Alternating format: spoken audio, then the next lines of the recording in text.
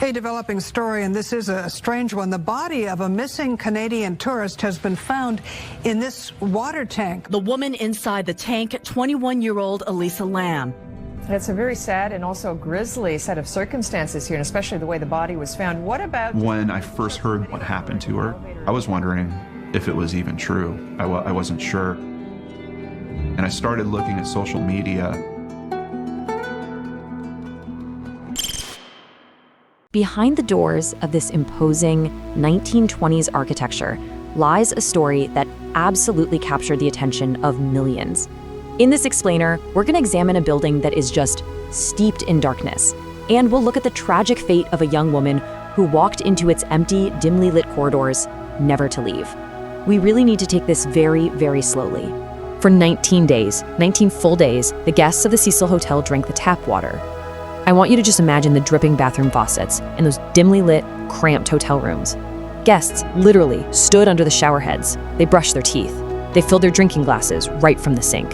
Some of them complained about the incredibly low water pressure, while others actually noticed a dark, murky color and this unusual sweet taste. 19 full days passed, with people unknowingly consuming this water before anyone finally went up to the roof to check the hotel's main cisterns. The grim reality of that day is captured in cold, legal ink. On February 19, 2013, a maintenance worker navigated up to the 1,000-gallon water tanks on the restricted roof. He climbed the 10-foot ladder, and he noticed the heavy metal hatch was already open. When he looked inside that pitch-black tank, he found the decomposing body of 21-year-old Elisa Lam, floating face up in the water. So you have to ask yourself, how does a young, vibrant traveler end up inside a sealed water tank on a locked roof? To really understand this, we have to transition away from the visceral horror of the water tank itself and look at the oppressive macro entities surrounding it. The imposing 1920s architecture, the endless, empty, dimly lit corridors. This is the building that was waiting for her. You see, the Cecil Hotel opened in 1927 as this beautiful, opulent destination, but the Great Depression quickly turned the surrounding neighborhood into Skid Row. And over the next few decades, this imposing building became a haven for the desperate and the forgotten. It actually saw so many tragic ends that locals simply nicknamed it the Suicide. By the time we reached the 1980s and 90s, the shadows had deepened. The hotel's reputation had evolved from just tragic to deeply sinister, literally serving as the actual residence for two separate notorious serial killers. The absolute isolation and apathy within those walls is just chilling. Back in 1985, Richard Ramirez, infamously known as the Night Stalker, stayed in a top-floor room for just $14 a night. After committing unspeakable crimes, he'd dump his bloody clothing right in the alleyway dumpster. He would literally walk through the empty hotel lobby and up the stairs in blood-stained underwear, and he was completely ignored. No one asked any questions. In the shadowed halls of the Cecil, horrors went entirely unnoticed. A former hotel manager actually noted a staggering reality. She said there must have been at least 80 deaths in the hotel just during her 10-year tenure alone. Just let that sheer volume of tragedy sink in for a second. This was not a normal building. It was an environment absolutely saturated with death. And this was the exact place 21-year-old Elisa Lam unknowingly stepped into when she arrived on her solo trip to Los Angeles. Which brings us to January 31st, 2013. Elisa had been acting strangely, so much so that she was actually moved from a shared hostel-style room to a private room. That evening, she vanished. Weeks later, with the investigation at a complete dead end, the LAPD released the last known security footage of her.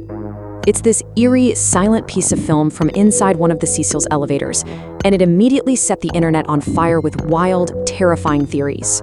Let's clinically break down her chilling movements in that elevator. We're going to strip away the internet sensationalism and focus solely on the cold facts here. First, she walks in and frantically presses multiple buttons at once.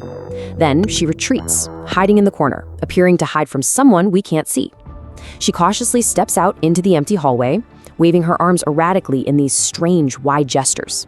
Finally, she walks away down the empty corridor. And all the while, those slowly closing elevator doors seem frozen, refusing to shut until long after she's gone. And this right here is the terrifying void at the center of the mystery.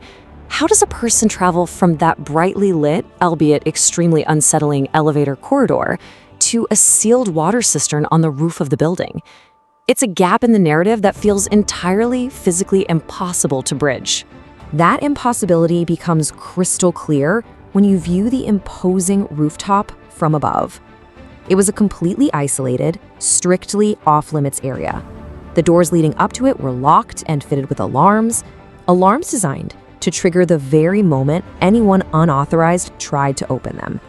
A guest simply wandering up a staircase would not have been able to access this space unnoticed. There's just no way. So how on earth did she get up there? While the only other route is detailed methodically in legal depositions. To bypass the locked and alarmed doors, a person would have to navigate a labyrinth-like dead-end route out of a hallway window and up the exterior fire escapes. It's a precarious, dizzying climb in the dead of night, literally scaling the cold brick exterior of this 1920s monolith. And the fire escape was really only the beginning. Just consider the physical obstacles deliberately placed in her path. Bypassing locked and alarmed doors, navigating exterior fire escapes, climbing a 10-foot ladder on the side of the tank in complete darkness, lifting a heavy, unsecured metal lid, and then somehow replacing that 20 to 30-pound lid from the inside while treading water. I want you to take a moment of silence to really consider the sheer, terrifying impossibility of a young woman doing all of this entirely alone. Yet, despite the impossible nature of the journey, the official Los Angeles County Coroner's investigators' narrative confirmed a very different reality. After exhaustive testing, they officially ruled out foul play. There was no physical trauma, no signs of a struggle. Instead, the medical examiner confirmed a heartbreaking, grounded reality about her psychological condition. The autopsy report concluded it was accidental drowning, with bipolar disorder listed as a significant contributing factor. Elisa Lam suffered from a severe form of the disorder. Toxicology reports showed incredibly low levels of her prescribed psychiatric medications. She was terribly under-medicated, and as a result, she suffered a severe, tragic psychotic episode. You see, she wasn't fleeing a ghost or a murderer in those dimly lit corridors. She was fleeing the terrifying hallucinations created by her own mind. The contrast between the internet's sensationalism and this tragic reality is just devastating. Millions of people out there wanted a ghost story. They were analyzing the footage, accusing innocent people, talking about paranormal elevator games and supernatural entities hunting the hotel. But the grounded reality is far darker, and it's far sadder. It was simply a young woman, thousands of miles from home, suffering a severe mental health crisis, entirely alone in the dark. Ultimately, the authorities closed the case. The lawsuits were either settled or dismissed entirely. The water tanks themselves were eventually removed. The file on Elisa Lam is officially closed, but the physical structure of the hotel, well, it remains. Even today, after attempts to rebrand it and modern renovations to turn it into affordable housing, this 1920s monolith remains. It's a monument that has been quietly collecting the dead for a century. The mystery of Elisa Lam has been solved by science and forensics, but as you look at these imposing walls, you really have to ask yourself, in a building steeped in nearly 100 years of isolation, apathy, and tragedy, how many more stories are still waiting? In the empty, dimly lit corridors, in the dark.